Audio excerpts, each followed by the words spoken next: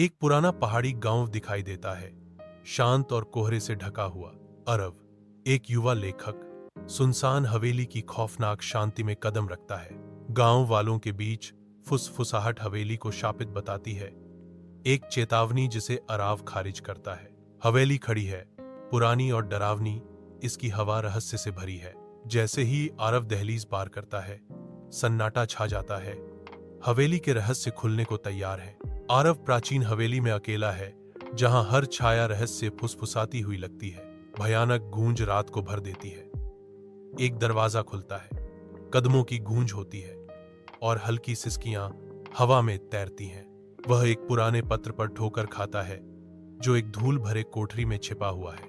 पत्र परे से एक गुहार फुसफुसाता है, अगर कोई मेरी सिसकियों को सुनता है तो मुझे मुक्त करो। मेरा नाम अनामिका है। मैंने प्यार पाया, लेकिन मौत ने उसे चुरा लिया। मैं इंतजार कर रही हूं। आधी रात में बिजली पुरानी हवेली को रोशन करती है, जैसे अनामिका की दयनीय चीख सन्नाटे को चीरती है। मेरी मदद करो।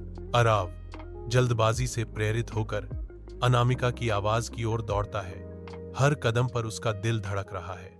वह एक प्राचीन दर्पण की खोज करता है और उस तक पहुंचता है।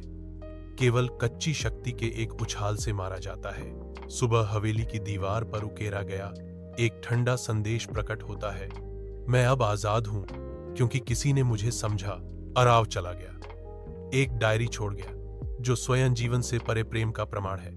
कभी कभी प्रेम समय की सीमाओं को पार कर जाता है और एक आत्मा बन जाता है। अनामिका, तुम अब मेरी कहानी हो और मैं तुम्हारा अंत हूं।